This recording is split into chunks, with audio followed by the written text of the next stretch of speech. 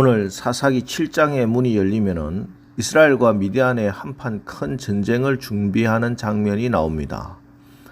이 전쟁에 참전하기 위해서 이스라엘의 각 지파에서 모인 군사는 32,000명 정도고 8장 10절을 보면은 미디안 연합군의 숫자는 13만 5천 명이었습니다.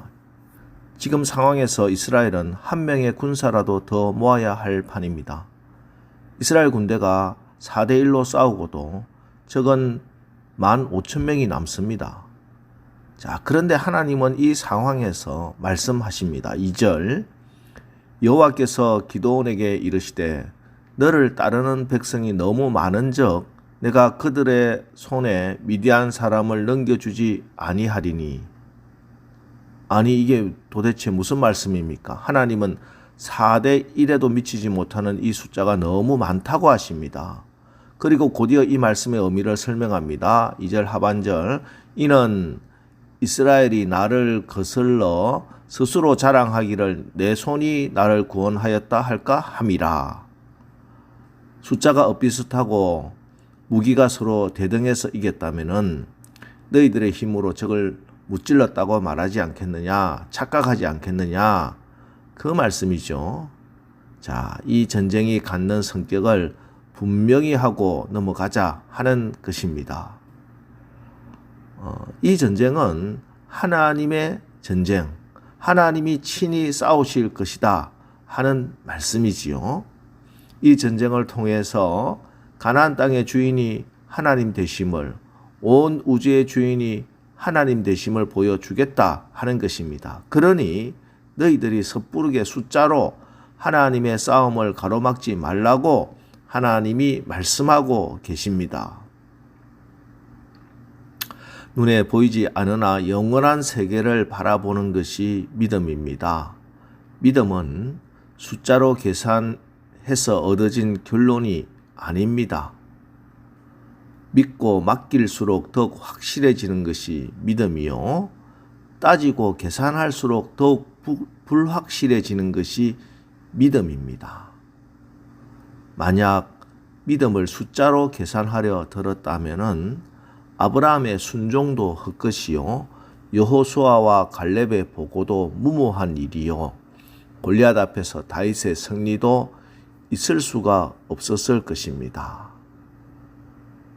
그래서 하나님은 곧바로 감군 명령을 내리십니다. 3절 누구든지 두려워 떠는 자는 길라산을 떠나 돌아가라 하라 하시니 이에 돌아간 백성이 22,000명이요 남은 자가 10,000명이었더라. 32,000명 중에 22,000명, 3분의 2가 넘는 사람이 돌아가 버리고 말았습니다. 그런데 하나님은 아직도 그들의 수가 너무 많다고 하십니다. 그리고 물가로 내려가서 물을 마시게 하고 결국 우리가 잘 알다시피 하나님은 32,000의 군대를 300명으로 감축시킵니다.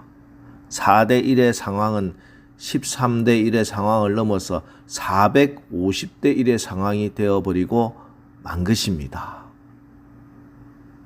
그리고 기드온에게 보리떡 꿈을 통해서 이 전쟁이 여호와의 전쟁임을 다시 한번 알려주시고, 보리떡 꿈의 체험을 통해서 기드온은 보리떡 같은 나를 통해 이 땅에 하나님 나라가 건설되고, 보리떡 같은 이스라엘을 통해서 사탄의 진영이 무너지게 될 것이고, 보리떡 같은 나를 통해 천국의 승리를 이 땅에 선포하게 될 것이다 하는 확신을 갖게 됩니다. 그래서 이제 겁쟁이 기드온, 갈등하는 기드온의 모습은 사라졌습니다. 그리고 15절 기드온이 그 꿈과 해몽하는 말을 듣고 경배하며 이스라엘 진영으로 돌아와 이르되 일어나라, 여호와께서 미디안과 그 모든 진영을 너희 손에 넘겨주셨느니라. 지금 상황이 달라진 것 아무것도 없습니다.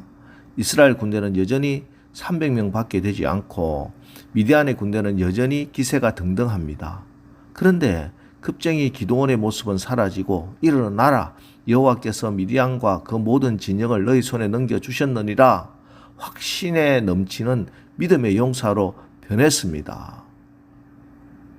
그래서 하나님께서는 기드온과 300용사를 칼과 창으로 무장시킨 것이 아니라 오직 믿음으로 무장시키는 것이죠. 그 믿음의 무장이 오늘 16절 말씀입니다. 16절 300명을 세대로 나누어 각 손에 나팔과 빈 항아리를 들리고 항아리 안에는 횃불을 감추게 하고, 오늘 이스라엘에게 주신 무기는 세 가지입니다.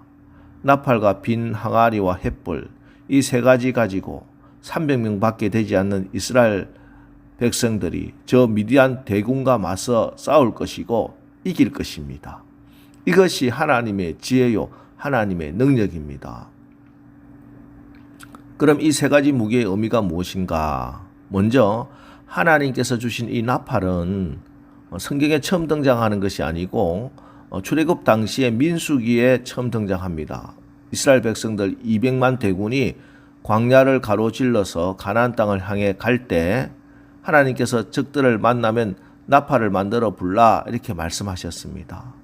사람의 목소리로 전쟁을 선포하는 것이 아니라 나팔을 크게 길게 불면 이제 일어나서 앉아있지 말고 일어나서 이스라엘 백성의 군대가 다 같이 전진하고 진군하라 이렇게 말씀하셨습니다. 그래서 이스라엘 백성들에게 나팔은 영적 각성을 촉구하는 나팔입니다. 잠자는 자여 일어나라. 이제 너희들은 잠들어 있지 말고 깨어라 하는 그 말씀입니다. 두 번째, 세 번째는 빈 항아리와 횃불인데요. 정확하게는 횃불이든 항아리다 이렇게 볼 수 있습니다. 성경에 말씀하는 빈 항아리는 사람의 자아를 가리키죠. 우리는 다 토기장이 되신 하나님께서 빚으신 항아리 아닙니까?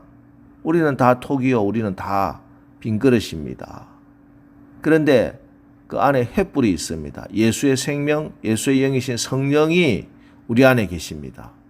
그런즉 이제는 내가 사는 것이 아니요 오직 내 안에 그리스도께서 사시는 것입니다. 내가 이기는 것이 아니라 내 안에 그리스도께서 승리하시는 것입니다. 그런데 여기서 중요한 사실이 있습니다.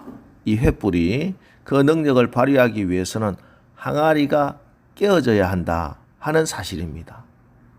그래서 19절 기드온과 그와 함께 한 100명이 이경초의 진영 근처에 이른즉 바로 파수꾼들을 교대한 때라. 그들이 나팔을 불며 손에 가졌던 항아리를 부수니라. 여러분, 우리가 진정 예수 그리스도를 나의 구주로 영접했다면은 성령께서 우리와 함께 하시고 내 안에 예수의 생명이 있는 것을 믿으시기 바랍니다. 이것은 여러분의 감정이나 느낌하고는 아무 상관이 없습니다.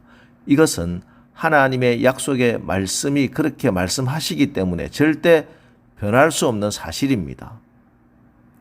자, 그런데 그럼 왜 우리가 이 세상을 살아가면서 이기고 승리하지 못하는가? 왜 나에게 성령의 능력이 나타나지 않는가?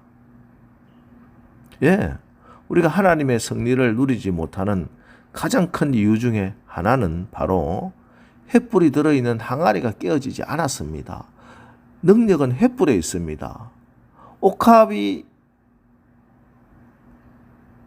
향기를 내는 게 아니죠. 옥합 안에 있는 향수가 향기를 뿜는 것입니다. 옥합이 깨어져야 향기가 나는 것입니다. 그럼 어떻게 자아를 죽입니까? 어떻게 자아를 파쇄시킵니까? 어떻게 내 항아리를 깨뜨립니까? 말씀의 불방망이, 말씀의 순종함으로 내 자아가 죽고 파쇄되는 것입니다.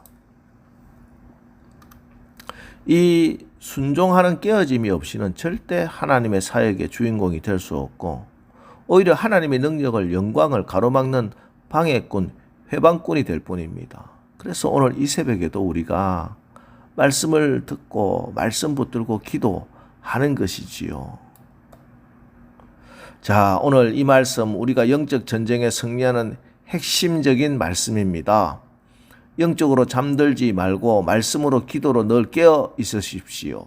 그리고 주의 말씀에 날마다 순종하여 나의 자아를 파쇄시키고 이제는 내가 사는 것이 아니라 내 안에 그리스도께서 사는 승리의 오늘 하루를 사시기를 주의 이름으로 축원합니다. 기도하겠습니다. 하나님, 온 우주의 주인이 하나님 되심을 보여주시고 우리가 눈에 보이는 숫자의 노예가 되어 문제 앞에서 인간적인 계산으로 절망하지 않게 하시고 믿음의 눈으로 하나님의 능력을, 하나님의 기적을 바라보게 하옵소서. 날마다 말씀으로 항아리 같은 나의 껍데기가 깨어져 내 안에 계신 성령의 횃불이 밝혀지고 복음의 나팔이 선포되어 여리고 성도 무너지고 골리앗도 쓰러지고 미디안과 아말렉 적군의 손에 들린 칼이 우리를 위해 싸워서 하나님의 영광을 나타나게 하옵소서. 예수님의 이름으로 기도합니다. 아멘. 자, 이제 오늘 하루도 우리가 숫자에 매이지 않게 하시고 말씀의 순종함으로 자아를 깨트려 내 안에 계신 그리스도가 승리하는 삶을 살게 하옵소서. 오늘 말씀 붙들고 우리 합심해서 기도하고 나가겠습니다. 우리 기도하겠습니다.